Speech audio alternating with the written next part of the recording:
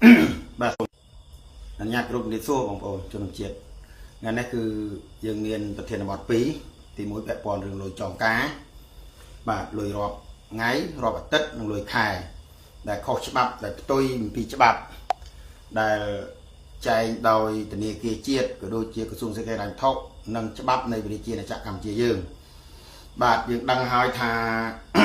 រយៈកាលចុងក្រោយនេះរឿងរ៉ាវច្រើនណាស់ដែលបងប្អូនបានឃើញតាមរយៈការផ្សាយរបស់បងប្អូនអ្នកសារព័ត៌មានកម្ចីអនឡាញខុសច្បាប់មានកម្ចីតាមស្រុកតាមឃុំតាមខេត្តតាមក្នុងផ្ទះជាដើមបាទបងប្អូនឃើញហើយបាទមិនត្រឹមតែខ្ញុំនិយាយទេទោះបីបងប្អូនបាទដែលមិត្តភក្តិខ្ញុំផ្ទាល់ក្រុមគ្រួសារក្បែរផ្ទះខ្ញុំផ្ទាល់បាទក៏ឃើញជារៀងរាល់ថ្ងៃដែរហើយពួកទាំងនោះមិនត្រូវបានច្បាប់អនុវត្តឡើយបាទហើយសួរថាអ្នកណា អ្នកចងការខ្មែរអ្នកចងការឲ្យខ្មែរមិនចិនមិនវៀតណាមមិនថៃណាមកចងការឲ្យទេបាទរឿង scam online រឿងមួយផ្សេងបាទ scam online រឿងមួយផ្សេងណាបងប្អូនកុំច្រឡំគ្នាឥឡូវបានរដ្ឋាភិបាលលោកចាប់ផ្ដើមអនុវត្តផែនការហើយពាក់ព័ន្ធរឿង scam online ខុសច្បាប់អីនេះប៉ុន្តែអ្វីដែលខ្ញុំចង់លើកឡើងធ្វើបទបង្ហាញថ្ងៃនេះគឺចង់ឲ្យបងប្អូនដឹងអំពីច្បាប់ទម្លាប់ពាក់ព័ន្ធរឿងការកម្ចីខុសច្បាប់ទាំងកម្ចីអនឡាញទាំងកម្ចីធនាគារទាំងកម្ចីគ្រឹះស្ថានមីក្រូហិរញ្ញវត្ថុទាំងកម្ចីខុសច្បាប់តាមភូមិតាមឃុំតាមស្រុកបាទតាមភូមិតាមឃុំតាមស្រុកបាទបងប្អូនឃើញហើយប្រហែលថ្ងៃនេះខ្ញុំឃើញមាន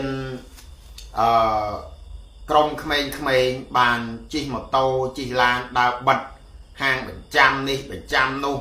ទិញដូរលក់រថយន្តបញ្ចាំទទួលវាយដូរប្រូផ្លាស់សិតតែជារឿងខុសច្បាប់ទាំងអស់ហើយទង្វើទាំងនោះមិនទាន់ឃើញអាជ្ញាធរមានសមត្ថកិច្ចបង្ក្រាបនៅឡើយទេបាទបង្ក្រាបនៅឡើយទេអញ្ចឹងបងប្អូនដើរមើលទៅនៅតាមឈើឃើញហើយបាទតាមឈើឃើញហើយលុយរាប់ខ្ចី1លានបានតែ900000ទេបាទ930,000បាទ4000អីចឹងទៅបង10អាទិត្យរួចមួយអាទិត្យ126,000បាទន័យថាវាលើសពាក់កណ្ដាលហើយការនេះដូចជាអាកកសម្រាប់រិះហើយបាទដូចជាអាកកសម្រាប់រិះហើយគ្រប់កន្លែងគ្រប់មជ្ឈដ្ឋានភូមិឋានទាំងអស់បាច់និយាយអីច្រើនទេនៅឃុំពឺកខ្ញុំតែហ្មងអ្នកខ្លះបើកវិញណាខ្ញុំអត់បញ្ចេញឈ្មោះទេប៉ុន្តែសូមឲ្យធនាគារវិញជួយមើលផងអ្នកខ្លះគាត់មិនមែនធនាគារវិញទេគាត់តែជាបុគ្គលិកវិញទេតែពាក់អាវពាក់ខ្លាវិញហ្នឹងដើរយកលុយថ្ងៃលុយខែលុយអាទិត្យលុយរាប់បាទនៅឃុំពឺកនឹងឯងបាទសូមក្រុមហ៊ុនវិញលោកពិនិត្យមើលផងគាត់មានបុគ្គលិកគាត់មានទាំងស្រីទាំងប្រុសគាត់បើកដូរលុយដកលុយផ្ញើលុយអាហ្នឹងជារឿងត្រូវច្បាប់របស់ធនាគារវិញរបស់ក្រុមហ៊ុនវិញខ្ញុំថាអត់ខុសទេប៉ុន្តែគាត់លួចលាក់បញ្ចាំក្រោមយីហោវិញបាទថាគាត់ធនាគារវិញបាទនៅឃុំស្ពឺខនឹងតែម្ដងរាប់សិបឆ្នាំមកហើយតាំងពីបង្កើតវិញភ្លាមតើក្រុមហ៊ុនវិញមានដឹងដែរទេបាទរឿងហ្នឹងឬក៏មិនដឹងទេបាទបើមិនដឹងខ្ញុំជូនដំណឹងបាទគាត់ជាអ្នកដកលុយដាក់លុយដូរលុយក្រុមហ៊ុនវិញអត់ខុសច្បាប់ទេបើបានក្រីក្រអីជូនបងប្អូនជីវរដ្ឋតែផ្ទុយទៅវិញគាត់ជ្រកក្រោមផ្លាកវិញហើយគាត់ចងការលុយរាប់ឲ្យបងប្អូនជីវរដ្ឋលុយថ្ងៃលុយខែលុយអាទិត្យបាទដែលលើសច្បាប់កំណត់ហើយសួរថាគាត់មានចុះបញ្ជីនៅក្រសួងសេដ្ឋកិច្ចហិរញ្ញវត្ថុពន្ធដារក្រសួងការងារក្រសួងពាណិជ្ជកម្មទេអត់ទេ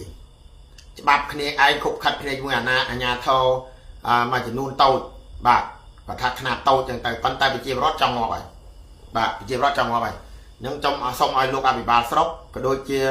មន្ត្រីការឡាយសេដ្ឋកិច្ចធនាគារជាតិក្រសួងសេដ្ឋកិច្ចហិរញ្ញវត្ថុពន្ធដារបាទក្រសួងការងារចុះមកពិនិត្យមើលផងឃុំពឺខមានបើកវិញជ្រកក្រោមផ្លាកវិញតែយកលុយរាប់ថាខ្លួនឯងជាធនាគារវិញបាទកម្ចីរបស់វិញប៉ុន្តែការពិតកម្ចីរបស់វិញដាច់ដោយឡែកពីគាត់ គាត់គ្រាន់តែជាភ្នាក់ងារវិញបើកលុយដកលុយដូរលុយផ្ញើលុយទេតែគាត់ច្រកក្រកក្រមផ្លាកហ្នឹងគាត់ចាប់ផ្ដើមរកស៊ីកម្ចីជាមួយបងប្អូនប្រជាពលរដ្ឋខុសច្បាប់បាទត្រូវច្បាប់លោកបង្ហាញច្បាប់មកគាត់ថាលោកត្រូវច្បាប់បាទប៉ុន្តែខ្ញុំសួរភ្នាក់ងារវិញហើយអត់មានទេគឺខុសច្បាប់អត់ត្រូវច្បាប់ទេបាទអត់ត្រូវច្បាប់ទេសូមពិនិត្យមើលផងបាទលោកអ្នកដែលគ្រប់គ្រងវិញនៅខេត្តព្រៃវែងសូមពិនិត្យមើលផងបើគាត់ចងការដាក់ឈ្មោះគាត់ទៅមកវាអីទេតែគាត់យកអាវវិញlogo វិញដែលចងការឲ្យគាត់ដាក់ឈ្មោះថាធនាគារវិញអីចឹងទៅការពិតធនាគារវិញដាច់ដោយឡែកទេខ្ញុំនិយាយនឹងមិនមែនថាធនាគារវិញខុសទេធនាគារវិញឲ្យភ្នាក់ងារវិញត្រឹមត្រូវដាក់លុយដកលុយកម្ចីអីគេមានច្បាប់ត្រឹមត្រូវតែខ្លួនឯងនេះត្រីញិតឃ្លាតបងត្រីក្នុងសងជាតិដើកូនលើកផ្លាកវិញផ្ទះខ្លួនឯងនៅក្នុងផ្សារក្នុងសោហើយដាក់បុគ្គលិកចុះតាមភូមិរស័ព្ទមានច្បាប់ទេអត់មានច្បាប់ទេបើច្បាប់ក៏ច្បាប់ខុបខិតដែរមានច្បាប់គឺមានអាជ្ញាប័ណ្ណមានបតង់ត្រឹមត្រូវចុះបញ្ជីដោយក្រសួងសេដ្ឋកិច្ចរដ្ឋក្រសួងការងារក្រសួងពាណិជ្ជកម្មត្រឹមត្រូវតែគាត់មានទេអត់ទេ no អត់មានទេបាទហើយរស័ព្ទពេញភូមិមួយទៀតបងប្អូននៅឃុំពើកយ៉ាងហ្នឹងពើកើតហ្នឹងបាទគាត់មានលុយចងការ1លានការ30ម៉ឺន40ម៉ឺនហ្នឹងទៅក្នុងមួយខែ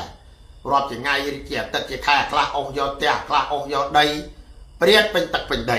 បាទគាត់យកពីចកាច់មកលុយរបស់គាត់ហ្នឹងគាត់មានលុយខ្លួនគាត់ខ្លះគាត់យកពីចកាច់មកខ្លះ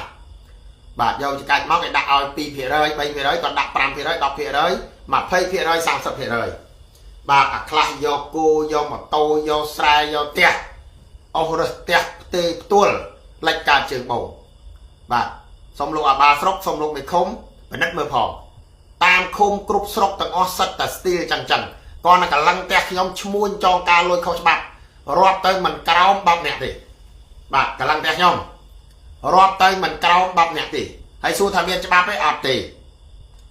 កម៉ូតូគេចឹងទៅសួរដែរបងប្អូនចូលរត់ទេអត់ទេម៉ូតូដាក់ប្រចាំចឹងទៅ1លានដកម៉ានមួយការ1លាន 50000 100000 200000 300000ចឹងទៅអាការទៅជាដើមទៅការចឡើងយកអាតូចបងអាធំយកអាធំបងតូចលេខការជើងបងរត់ចោលស្រុកលក់ផ្ទះសបាយលក់ដីលក់ធ្លីហិនហោចវានេះអន្តរាយចឹងទៅសម្ញែងពាក់មាសស្ញែកស្ញោកពេញខ្លួនប៉ុនខ្លួនឯងខុសច្បាប់ទង្វើខុសច្បាប់មុខរបរខុសច្បាប់ទាំងអស់បាទមុខរបរខុសច្បាប់ទាំងអស់បាទសូមពិនិត្យមើលផងលោកមេឃុំស្ពឺខបាទលោកអាបាស្រុករួចជាមន្ត្រីជំនាញកាយឡាយសេដ្ឋកិច្ចរ៉ាញ់ថុកបាទសូមពិនិត្យមើលផងហើយតាមស្រុករបៀបហ្នឹងបាទយកពីចកាច់មកនៅប្រមាណអ្នកទៀតពីកនដាវពីកំពង់ត្បែកពីអ្នកលឿងពីបាភ្នំមកចងការដល់ពើកនរហូតដល់បាទភ្នាក់ងារស្លៀកពាក់ខោអាវស្អាតបាតដើរបោះដេកូលតាមដើមឈើតាមទីប្រជុំជនមានប្រចាំម៉ូតូប្រចាំឡានបងរំលោះម៉ូតូបងរំលោះឡានអញ្ចឹងទៅខុសច្បាប់ដែលដាក់កំណត់ដោយក្រសួងសេដ្ឋកិច្ចរ៉ាញ់ថុកធនាគារជាតិបាទពេញភូមិបងប្អូនបាទស្ទើរតែ13ក្រុងស្រុក116ឃុំតែខ្ញុំនិយាយតែបាភ្នំក៏ពងតបែកទៀមរោអីចឹងទៅអ្វីដែលខ្ញុំទទួលបានហើយបើចង់ចាប់អត់ពិបាកទេបាទខ្ញុំសហការជាមួយគាត់នឹងកលឹងពឺកយើងក៏មិនស្ទើរតិចញាក់ដែរ1លានការ100000 200000 300000 40បាទរស័ព្ទពេញភូមិបងប្អូនព្រឹកឡើងជិះម៉ូតូពីព្រឹកដល់ល្ងាចចូលតាមភូមិឃុំចឹងទៅទាំង9ភូមិ108ភូមិបាទសូមលោកអាបាលស្រុកកាយឡាយសេដ្ឋកិច្ចពិនិត្យមើលឡើងវិញថាការមួយកងកម្លាំង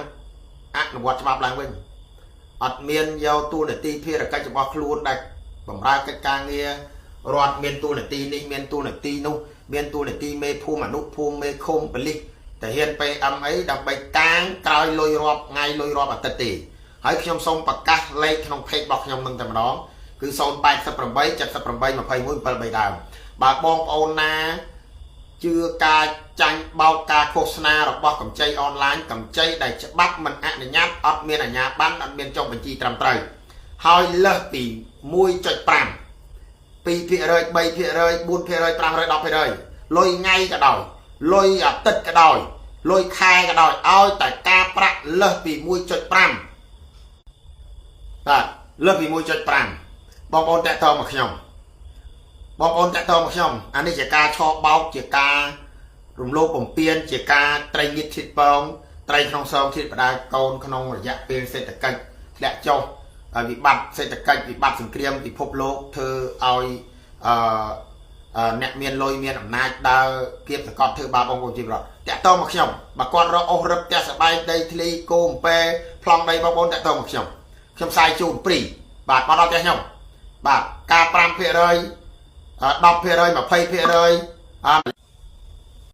បាទបងប្អូនតាក់ទងមកខ្ញុំបាទជាពិសេសនៅស្រុកបាភ្នំទាំង9ឃុំ108ភូមិបើធនាគារដូចជា ABA AC Lida ហាត់ថាអមរ័ត Credit បាសាក់អីហ្នឹងគឺល្អត្រឹមត្រូវរបស់គេបងប្អូនស្រួលមួយធនាគារទៅពួកការប្រាក់គេ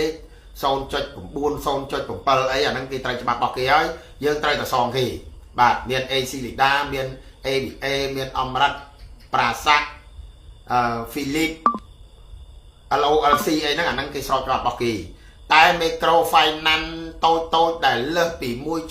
1.5 ឬក៏ 2% 3% 10% 20% 30% បងប្អូនតាក់ទងមកខ្ញុំបាទទោះបីបងប្អូនដាក់ប្លង់គ្នាចាំដែរខ្ញុំអត់ថាគាត់ខុសច្បាប់ត្រូវច្បាប់ទេតែខុសច្បាប់ដែលធនាគារជាតិកំណត់មកក្រសួងសេដ្ឋកិច្ចហិរញ្ញវត្ថុកំណត់មកខ្ញុំផ្សាយជូនបងប្អូនបាទអាពួកលុយរាប់ជិះម៉ូតូជិះឡានដើររាប់លុយតាមភូមិតាមឃុំទាំង9ឃុំនៅក្នុងស្រុកបាភ្នំនឹងមាន108ភូមិបងប្អូនតាក់ទងមកខ្ញុំបាទអ្នកណាអាងខ្នងអាងអំណាចខ្លួនឯងជាមន្ត្រីរាជការមានលៀបមានយសមានស័កមានខែមានខ្នងតាក់ទងមកខ្ញុំបាទខ្ញុំផ្សាយជូនហើយខ្ញុំរៀបចំពាក្យបណ្ដឹងជូនបងប្អូនខ្ញុំជួយរកមេធាវីឲ្យនិយាយនឹងមិនញុះញង់ទេការប្រាក់1លានអ្នកខ្ចីបានតែ90ម៉ឺន930000ជាងទេបាទការប្រាក់ហើយគេដកសេវាប៉ុណ្ណឹងហើយមួយអាទិត្យបាទបងប្អូនថតឲ្យបានឲ្យខ្ញុំបាទថតឲ្យបានឲ្យខ្ញុំអ្នកមកប្រមូលលុយជិះឡានជិះម៉ូតូដើរយកលុយរាប់ថ្ងៃលុយរាប់អាទិត្យដែលលើសពីច្បាប់កំណត់លើសពី 3% បាទលុយដែលត្រូវច្បាប់បាទឥឡូវដោយសារអ៊ីនធឺណិត slow ខ្ញុំ live អត់កើតទេអញ្ចឹងបងប្អូនជួយ like ជួយ share ជួយ comment ចំតែបាល់ផងបងប្អូនបើឃើញក្រុមរាប់លុយដែលលើសអ្វីដែលខ្ញុំនិយាយលើសពី 3% លើសពី 2% ទៅបានន័យថាត្រូវច្បាប់គឺ 0.5 1បាទអ៊ីនធឺណិត slow បងប្អូនអញ្ចឹងបងប្អូនខ្ញុំនិយាយច្រើនបានទេស្អែកយើងតភាគទៀតឥឡូវហ្នឹងបានន័យថាក្នុងនាមខ្ញុំជាអ្នកសារព័ត៌មានហើយក៏ជាប្រជាពលរដ្ឋមួយរូបឃើញពិតដឹងពិតឬពិតមានសាក្សីផុសតាងត្រឹមត្រូវរស័ព្ទដោយក្តាមបាទស្នើសុំដល់លោកអាបាលតាមស្រុកទាំងអស់ទាំង13ក្រុងស្រុក116ឃុំបាទជាពិសេសបាទមាន9ឃុំបាទ108ភូមិបងប្អូនខលមកលេខទូរស័ព្ទខ្ញុំ088 78 21 73ដើម096 88 55 173បាទពេលដែលឃើញពួកយកលុយរាប់លុយថ្ងៃ